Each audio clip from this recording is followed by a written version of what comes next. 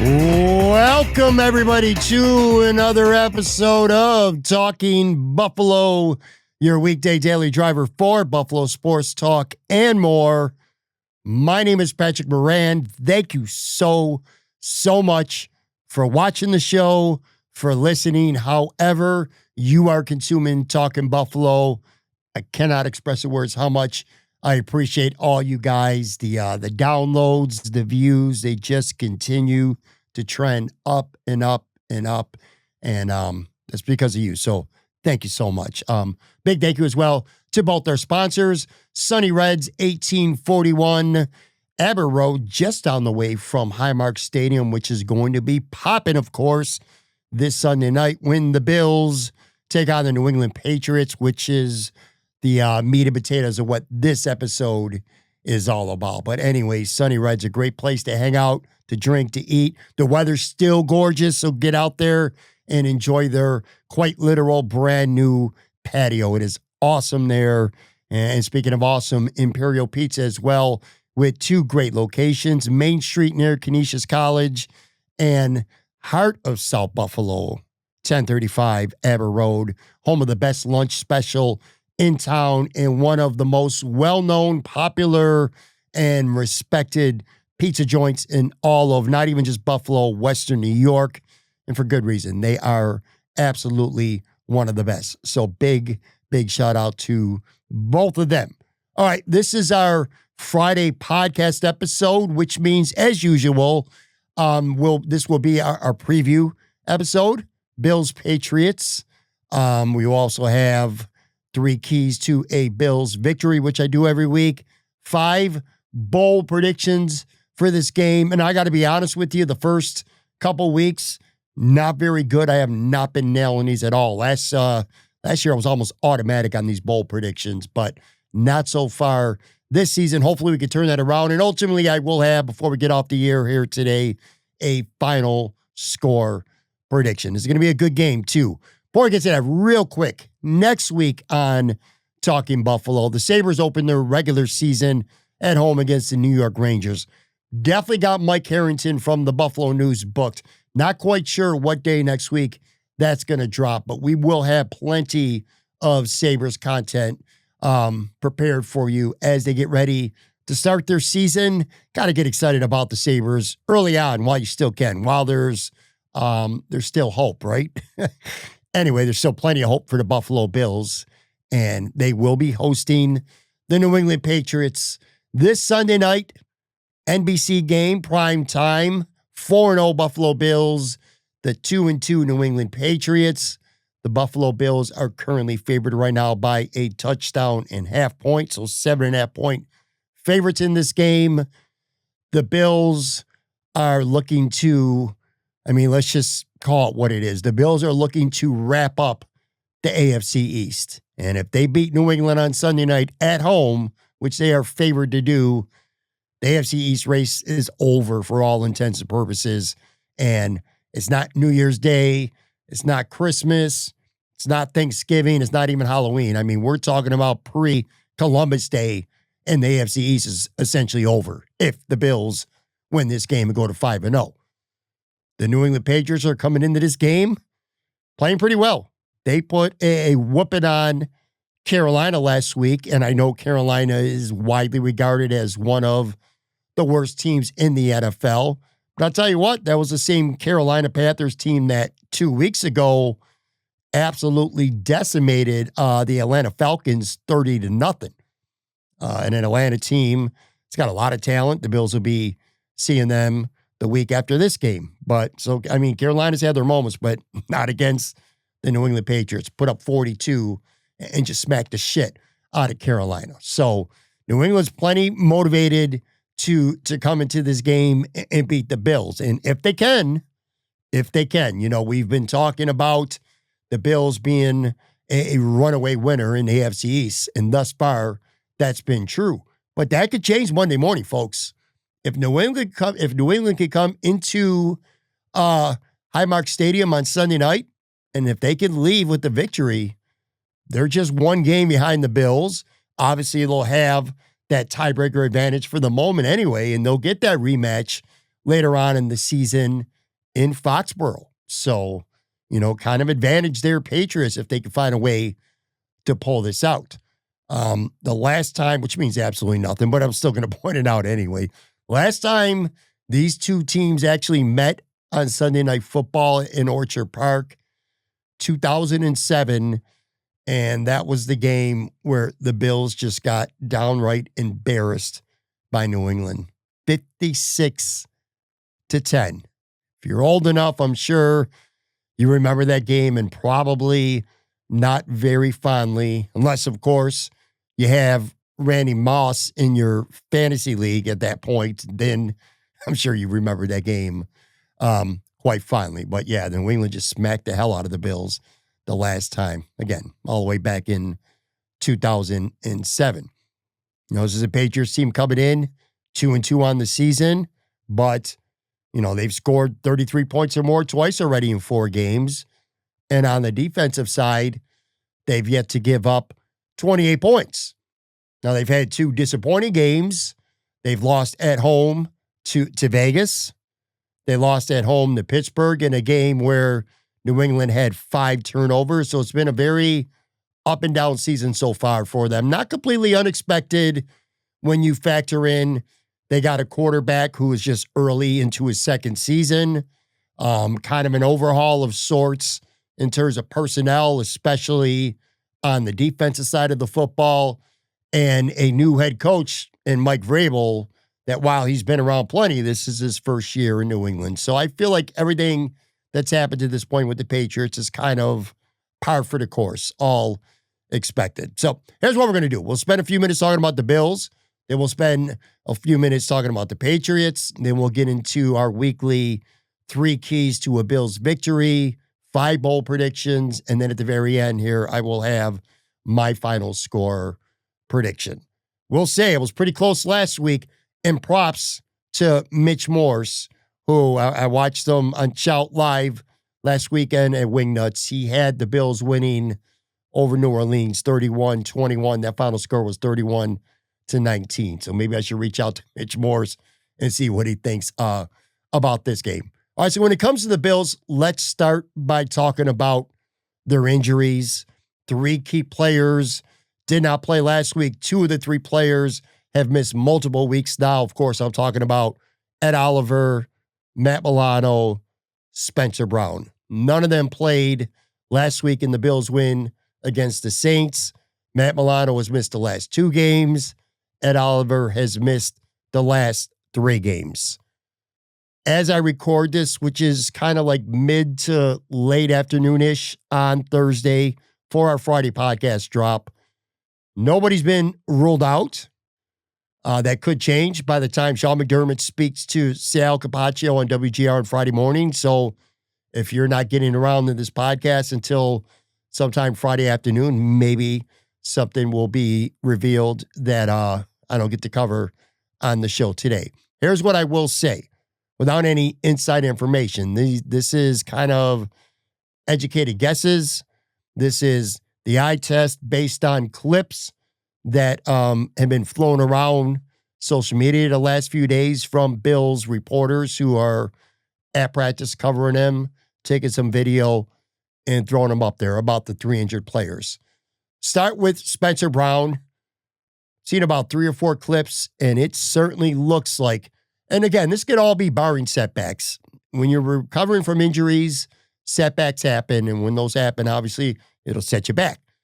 As things stand right now, kind of based, I feel like, on what we're seeing, I would consider it a major surprise if Spencer Brown's not back out there starting this game Sunday against the Patriots.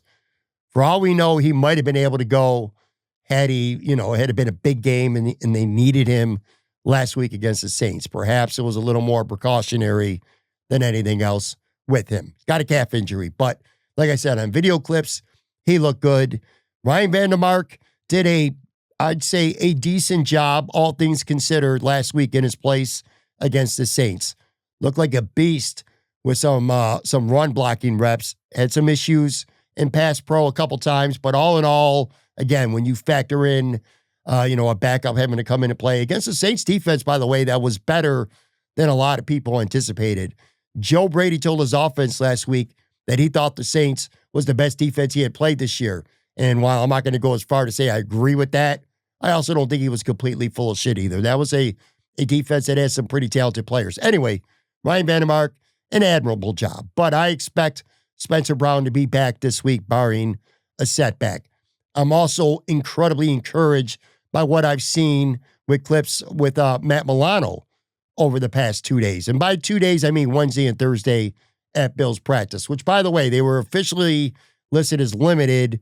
Neither had a red non-contact jersey on, which obviously is good news. But Milano, I mean, it's not a leg issue, so he's always been running around fine. But multiple clips of him picking up tackling dummies, hitting them, lifting them up in the air. The pec looks pretty good to me. So I would be surprised at this point if you don't see a return from Matt Milano on Sunday night. And that's promising for two reasons involving the same player. And I'm talking about Dorian Williams here. Number one, it's promising because Dorian Williams is injured right now. He hurt his leg apparently late in the fourth quarter, at some point in the fourth quarter, I should say, against the Saints. So health-wise, he's not there right now. He did not practice on Wednesday, did not practice on Thursday. So his availability for this game, very much in question. He might even be ruled out for all I know by the time you listen to this. So there's the physical injury aspect of it. Then there's just the pure on the football field talent aspect of that. Dorian Williams, for 3+ quarters before he got injured, was terrible in that Saints game. I mean, I've said it, I don't want to beat a dead horse. If you listen to the show every day anyway, and I'm beating a dead horse by saying this, but I think Dorian Williams might have been the worst player on the football field for the Buffalo Bills this past week against the Saints. He was just whiffing on tackles. He was over pursuing everywhere. He was out of position. He was lousy in pass coverage, even though the Saints didn't throw the ball very much. Gap integrity wasn't there. You name it. And Dorian Williams struggled with it in this game against the New Orleans Saints. And this is coming from a very, very pro Dorian Williams guy in myself. I am a Dorian Williams guy, but he played really bad in this football game. And plus, Matt Milano was, when healthy, one of the better, I'm not going to say best anymore, but he's still one of the better off-ball linebackers in football. So obviously, this is great news at a time where, with Dorian Williams potentially being injured, they need Matt Milano, although I really like the way Shaq Thompson has looked as well. Shaq Thompson, if Milano's back, Shaq Thompson will be that third linebacker. If Milano, for some reason, is not back, it looks like Shaq Thompson could be starting this week. And I'll tell you what, based on what I've seen in the last couple games since he's returned, because Shaq Thompson was slowed down by an injury throughout camp in the preseason as well, I would actually prefer Shaq Thompson on the field right now over a healthy Dorian Williams. So anyway, Matt Milano, I would expect to be back. The one where I'm not sold on right now is Ed Oliver, and there's promise. I mean, you can see on clips. So Wednesday, he was doing some short shuffle feet work, and you could kind of see him still being a little ginger on the ankle. I remember my thought was, after seeing that on practice Wednesday, I'm like, this guy's probably still maybe 2 weeks away. Then on Thursday, Sal Capaccio caught a really good shot of him doing some kind of edge rush sort of drill where he was outside and going in, and he looked much quicker, much more explosive, but you could still see a little bit of tenderness on, I believe it's the left ankle that's messed up with him. I'm speculating, I'm guessing here, okay? We need to make that real clear, but my expectation is Sean McDermott is not going to rule him out on Friday. This could be let's see how his ankle responds to practice, to treatment, to work over the next few days. And he might be a little more of a game time decision. But if I were a betting man, I would say you're probably going to go another week without Ed Oliver. Hopefully he can come back and he can play next Monday night when the Bills go to Atlanta. And then they got a bye after that. Listen, I know this is a big game. This is a divisional game. This is a primetime game. You want your best players on the field, and the Bills certainly want Ed Oliver back, very much so, especially because Jordan Phillips was not at practice on Thursday. If Ed Oliver can't go, that means they probably would have to elevate Zion Logue from the practice squad. That would be the third and final time they can elevate him without having to make a roster move to put him on the active roster. So that's a consideration. So I'm sure the Bills want Ed Oliver back, but we've been saying it since May. It's all about January, right? You do not want to risk Ed Oliver. If he is less than 100% this early in the season, especially a home game where you should win regardless, you don't want to risk Ed Oliver. So I still, color me skeptical that he's going to play on Sunday night. I wouldn't, my jaw wouldn't drop with shock if he does. But if I'm a betting man right now on Thursday and I had to open up the FanDuel app and put money on it right now, if Ed Oliver was going to play, I would say no. So that's what we got going on in terms of the injuries. But I'm also of note, and I don't know what's going on as of this recording. Hopefully, by the time you listen, we'll know more. But Dorian Strong was also not out during the media portion anyway of practice. Again, I'm recording this before I find out what's going on with him on Thursday. If there's anything wrong with him, obviously Trey White was going to start regardless. That probably would mean Jamarcus Ingram would take over that third corner role that Dorian Strong has been playing since week one. So that's what we got on the injury front. In terms of the Bills' offense, I mean, come on, man. Look, this is a machine that just keeps rolling and rolling and rolling. 30-plus every game. They're averaging 33.6 points per game so far this season. They are second in total offense. They are second in points. They are the best in the NFL right now in rushing the football. They are sixth in passing. This is a legitimate, real-life juggernaut. I love using that word. And for once, it's not sarcastic. Usually, I'll be sarcastic when I use that word. Like the Sabres scored 2 goals in a preseason game, I'll call them a juggernaut. When I say the Bills' offense is a juggernaut, I ain't messing around. I mean, dead ass. It's a juggernaut. James Cook has had a big role in the Bills' success so far this year. He's second in the NFL right now in rushing. He is, by the way, 8 straight games with a rushing touchdown, which is a Bills franchise record. And his work is not going unnoticed. Folks, James Cook was just named on Thursday the AFC Offensive Player of the Month. That's awesome. That's awesome. The last guy to get an extension, the big extension this offseason, Brandon Beane, immediate dividends paying off on that. You got your AFC Offensive Player of the Month. James Cook's been awesome. Passing game has been kind of what we expected it to be. A true everybody eats type of scenario. Keon Coleman was the man against Baltimore. 8 catches for $112 and a touchdown. Khalil Shakir last week leads the team in receiving yards and has an unbelievable run after catch, contact balance, keeping for a touchdown. Josh Palmer's had a couple moments. Elijah Moore went 2 straight games where he had at least a 30-yard catch. Didn't have a target, or at least a catch, I should say, this past week. Kind of the one consistent so far in the passing game has been the play of Dalton Kincaid. 12.8 yards per catch. You love to see that. And he's already got 3 touchdowns in 4 games this year, which, by the way, those 3 touchdowns, he's already set a career high. So this is his 3rd year, and 3 touchdown receptions is already the most he's ever had in his career. And we're only 4 games in. Lots of promise so far from Dalton Kincaid, where if he could keep this up, and I'm sure there's going to be games where the Bills got to throw the football a lot. Maybe this will be one of them. He's going to put up numbers. At the way he's playing, the way he's looking, the way Josh Allen has that trust baked in with Dalton Kincaid, I think the breakout is real, and I think it's going to continue throughout this season. The offensive line, look, the offensive line is fine. They've been great for the last Couple years, this year so far, no different. Defense, completely different story. Let's do this. I'm going to take a real quick break. We'll hit on the Bills' defense. We'll run through New England, and then we'll get to the keys to victory and some bold predictions as well.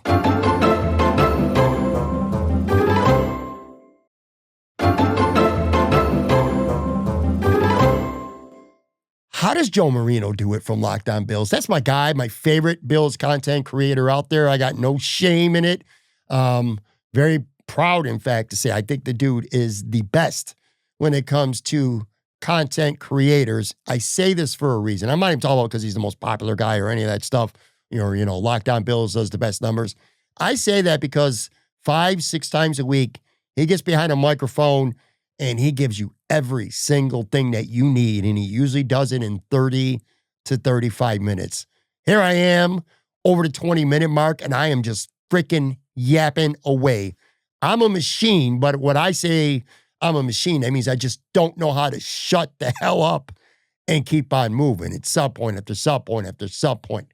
Hopefully I'll get a little bit better at that. But probably maybe a couple of you out there actually like me gabbing on and on and on. Anyway, so we talked about the Bills' offense, how potent it's been.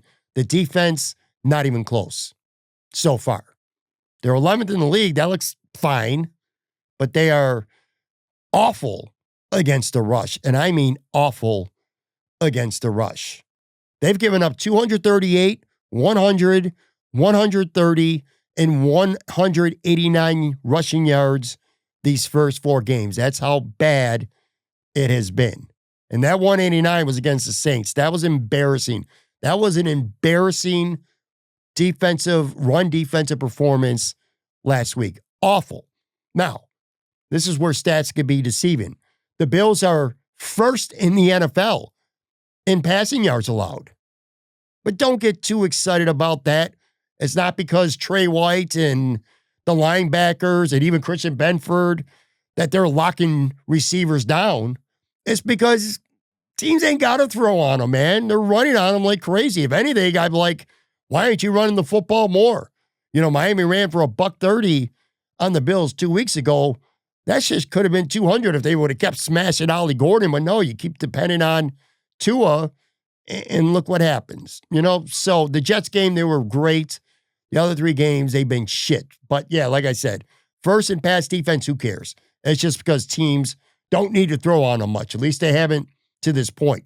This is a unit that has produced just 9 sacks on the season. That's terrible.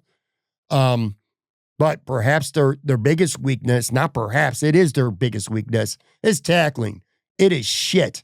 The Bills' tackling has been shit this year, folks. It really has. I could play that Miller Saints touchdown over and over and over and over on loop because it is indicative of how the Bills tackle. Teron Johnson, Taylor Rapp, Trey White, all whiff on the same play. Seen plenty of it from Terrell Bernard and Dorian Williams as well. All over the place. All over the place. Probably one, not counting Ed Oliver, who's played 1 game. Ed Oliver's played 1 game, and he is still tied for the Bills' lead in tackles for a loss so far this season with 3. That's crazy. Your boy hasn't played in 3 weeks, and he still is tied for the team lead in tackles for a loss. That's just ridiculous. Probably the biggest bright spot for the Bills on defense so far has been Joey Bosa. Joey Bosa he's a boomer bust player. He really is turned into a boomer bust. You're scratching your head. You're yelling at the TV because he whiffs on a tackle or he gets caught pinching inside and somebody bounces it outside for him. We saw Alvin Kamara do it not once, not twice, 3 times last Sunday against him. Makes some plays and he looks really, really slow at times when he's doing it, like slow and clunky and methodical. And you're like, this dude sucks, man. But then he makes up for it in big ways. He has been a big play machine for the Bills through the first month of his Bills tenure here. He's got 2 sacks already, which that's not that big of a deal. But you know what is? He's got four forced fumbles already. 4 forced fumbles in 4 games. If you want some perspective on what kind of early pace that is, The NFL record for forced fumbles in an entire season is 10.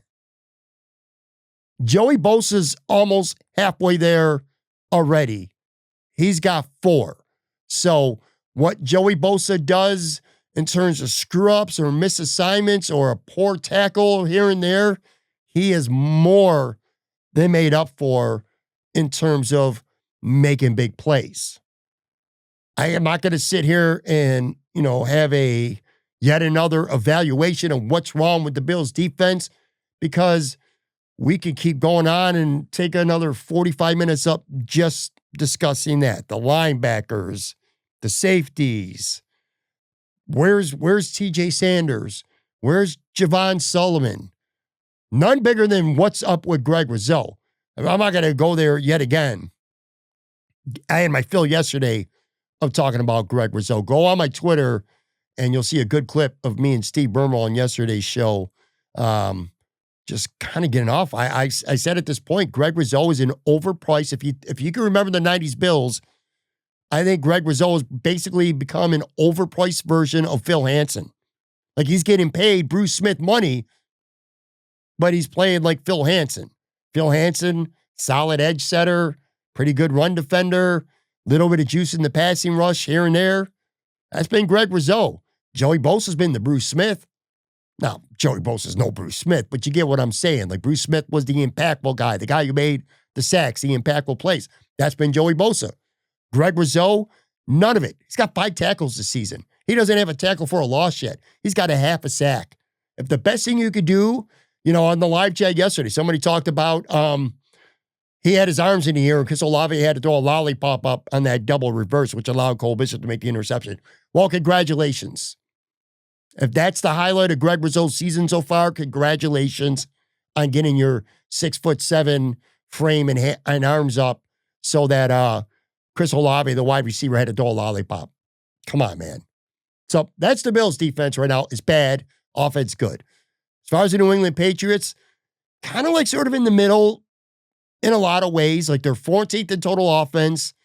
They're just 25th in rushing. So the Bills can't stop the rush.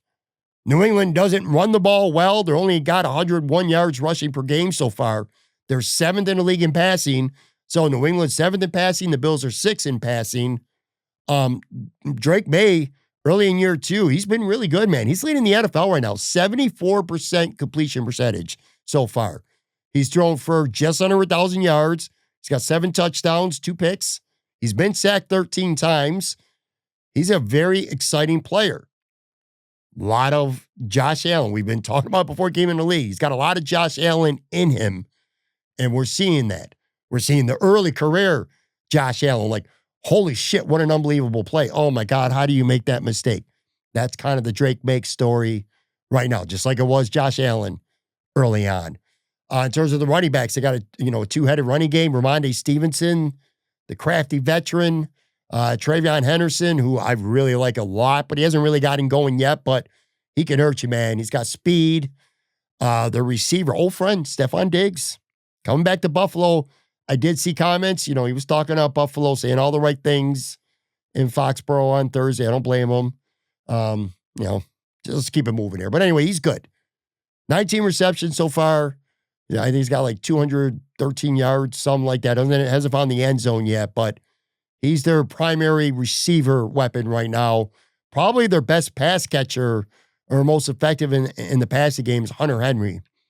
15 catches, got 204 yards. He's got 3 touchdowns already.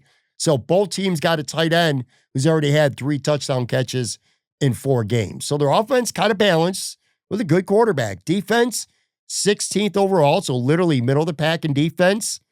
They're tied for second best with rush defense. So again, another clash here. The Patriots don't run. The Bills can't stop the run. Well, the Bills love the run, and the Patriots statistically have been great so far at stopping the run. 77.5 rushing yards per game. They're not good statistically pass defense. They're allowing a little over 241 yards a game. Milton Williams, the pickup from the Eagles, he's been great for New England. 5 tackles for a loss, 2 sacks already. Another big ticket free agent pickup, Harold Landry III. He's already got 3.5 sacks, 4 tackles for a loss, and he's a good run defender too.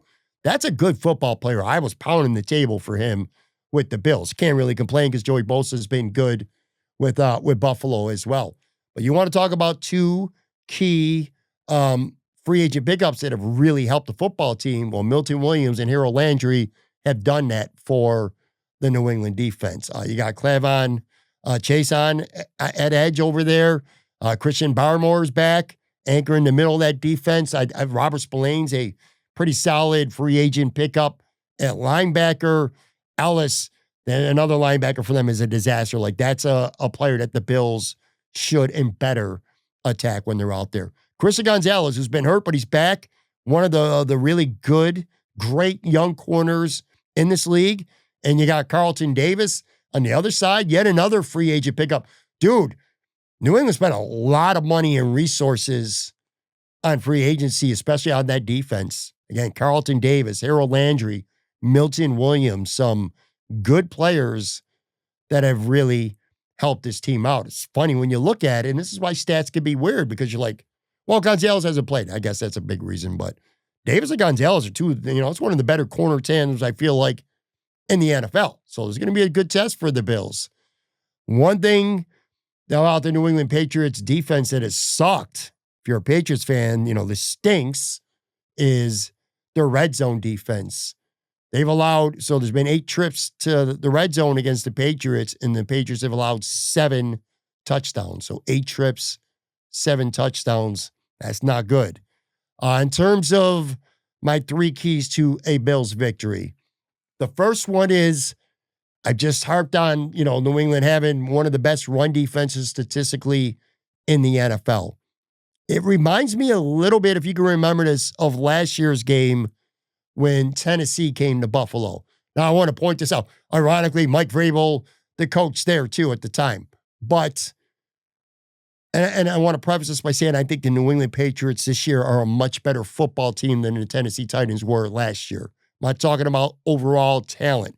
I'm talking last year, Tennessee came in statistically with a great defense. I mean, they were near the top in almost every metric.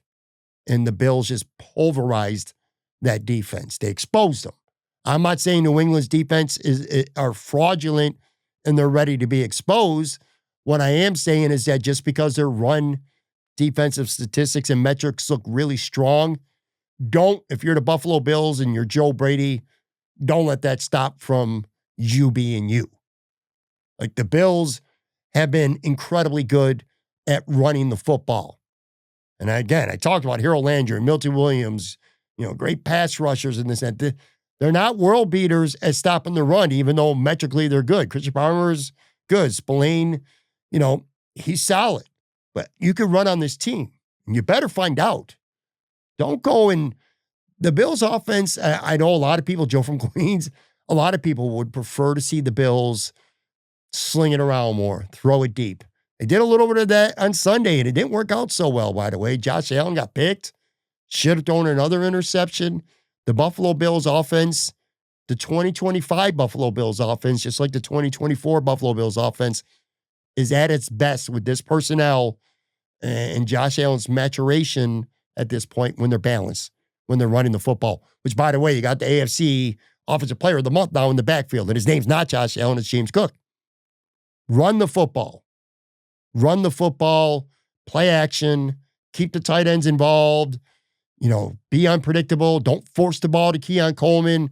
Don't force the ball downfield to Josh Palmer or Samuel or Coleman, whoever it's going to be.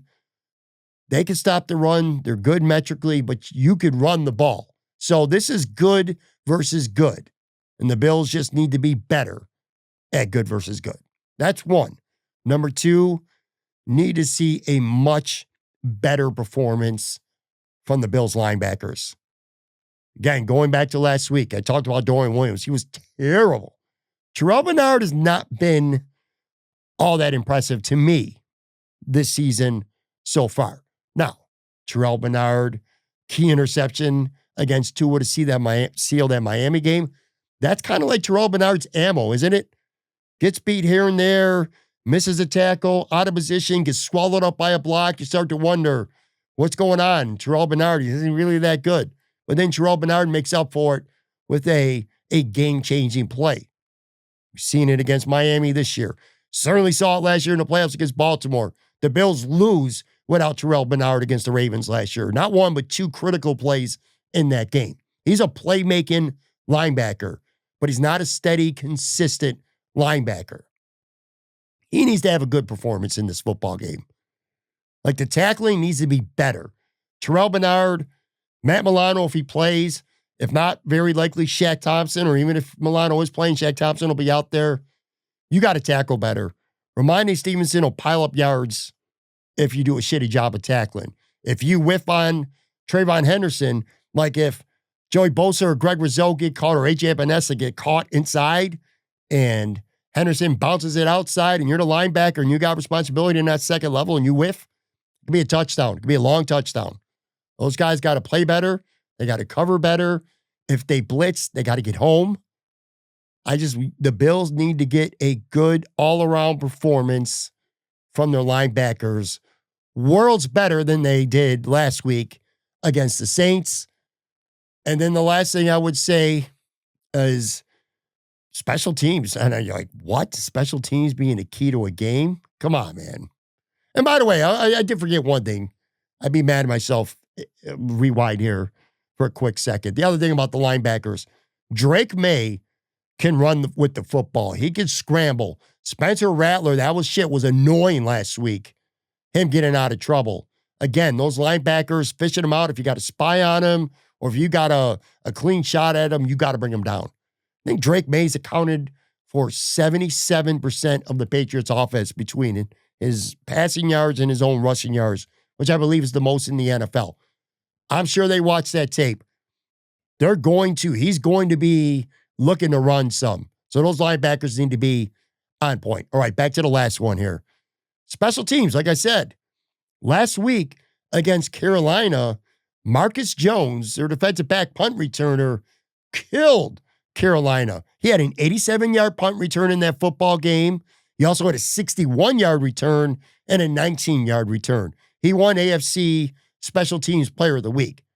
The Bills' special teams has been kind of shitty. Not awful, but like not really good either. They haven't had they haven't had a monster return. They haven't given up a monster return either. But be mindful of that. If this is a close game and the new punter outkicks the coverage or something like that, or they miss an assignment, Marcus Jones will take it to the house and he will make you pay. All right, real quick here. 5 bold predictions for this game. I got to preface this, though, with the offense. It's hard to kind of do Bills predictions that you call bold because everybody eats. So it's like every week it's somebody else who's doing something. So nothing really feels all that bold on the offensive side just because you never know who it's going to be. I could say Elijah Moore is going to have 5 catches this game. Is that really that bold? I don't think so. You know what I mean? But anyway, I'll do my best. Number 1, it's been all James Cook this year. The whole running back by committee has been non-existent. Ray Davis has like 1 touch or 1 carry in the last 2 games. Ty Johnson, just 1 carry last week. He's done absolutely nothing so far this season. That's going to change, though. Anytime touchdown, Ty Johnson. That's bold prediction number 1. Number 2, I don't really feel like on the surface this is bold, but I just said the Bills are going to run the football and they should continue to run the football. I also think they're going to strike for some big plays. 300-yard passing game from Josh Allen. That's bold prediction number 2. Now, he has not thrown for 300 yards the last 4 times they've played the Patriots. He hasn't thrown for more than 266 yards last 4 times they played the Patriots. Last time Josh Allen threw for 300 yards against the Patriots was the day after Christmas in 2001. He threw for 314 yards and 3 touchdowns. They won that game, the Bills, 33-21. Number 3, haven't mentioned his name this entire podcast, but he's returning to Buffalo. Old friend, one of the most popular players from last year, Mac Hollins, is going to find the end zone. Mac Hollins is going to score. I don't think the Bills are running away with this game. I think there's going to be points where you're like, man, the Patriots are right in this. Or hell, man, the Patriots might win this football game. I think Matt Collins is going to be involved in one of those points. He's going to get in the end zone. I could just see it. That's 3. Number 4, I'm going to stick with the Patriots here. Trayvon Henderson, I mentioned him earlier. I think he's going to be a big problem. His speed is going to be a problem. I see him busted a long run. 40 yards or more. I can absolutely see it. Somebody misses a tackle, whether it's a rush, comes out of the backfield to catch a ball. Henderson's going to have a big night for the Patriots. I think he might be their best offensive weapon in this football game, not counting the quarterback. So that's 4. And then last, I just blasted him today, yesterday, the day before that, and the day before that. Sooner or later, Greg Rousseau's got to have a breakout game. Sooner or later, he's got to stop the bleeding of public criticism. And the only way he's going to do that is to have an impactful game in a game that matters. And you're playing the Patriots, your divisional rival, in prime time on Sunday night, rivalry week, cool-ass jerseys. This is the game, right? Greg Rousseau is going to have a significantly positive impact, which, at least for the time being, will call off the dogs. So there you go. Ty Johnson, anytime touchdown, 300 yards from Josh. Matt Collins, touchdown. Henderson's going to have a big game for the Patriots. And Greg Rousseau is going to have his 2025 breakout game for the Bills. Final score pick. The Bills are favored, by the way, 7.5 points, like I said. I expect a good game. I think the Patriots are clearly the second best team in the AFC East right now. And I think that the New England Patriots are going to be right there in the last 2 to 3 weeks. Like when you're talking about playoffs and wild cards, I think the New England Patriots are going to be, if they're not the 6 or 7 seed, they're going to be right there in the hunt. I think they're going to be in this. So I think they're a pretty good team. I think the big question for both teams comes down to, can the Bills actually do a decent, at least respectable job of tackling overall? Because if they want to get off the field on third downs, they're going to have to make tackles. They're going to have to get after the quarterback and get pressure, but they're going to have to be able to tackle. Can they do that, specifically when New England tries to run the football as well? The Bills have given up like 26 carries this season of 10 yards or more to the opposition, which is dead last in the NFL. So that's the Bills' big question. For the Patriots, can they avoid those turnovers? Again, they lost at home to Pittsburgh in a game that they were the better team. If you watch that game, New England kind of dominated, but they kept turning the ball over. I think they had 5 turnovers in that loss.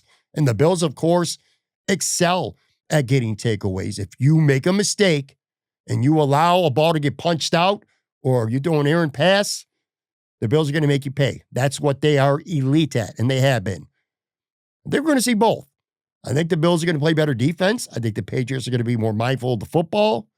So stop me if you heard this one before. The biggest difference between these two teams is quarterback. And again, I like Drake May. He's getting there. He's Josh Allen light, and I don't say that in an insulting way. I say that complimentary. He's going to get there, maybe. He's not there now, though. I just think Josh Allen makes a few more plays. He has a big night in prime time. The defense plays with a little more pride than they have the past few weeks, and you add it all up, and I like the Bills in this game. I like the Bills to win by 11. Bills 34, Patriots 23. All right? Sunday night, live on the video side, literally 10, 15 minutes or so after this game ends. Go to Talking Buffalo on YouTube. I will be live with Joe from Queens. We will have some instant, in-the-moment, live reactions. So stay tuned for that. Great weekend, by the way. If you live in Western New York, man, this weather is continuing to be beautiful. It's going to be awesome weather for a nice long tailgate on Sunday. So enjoy your weekend. Enjoy this game. Hopefully it'll be a Bills victory, but win or lose, we will be live immediately following.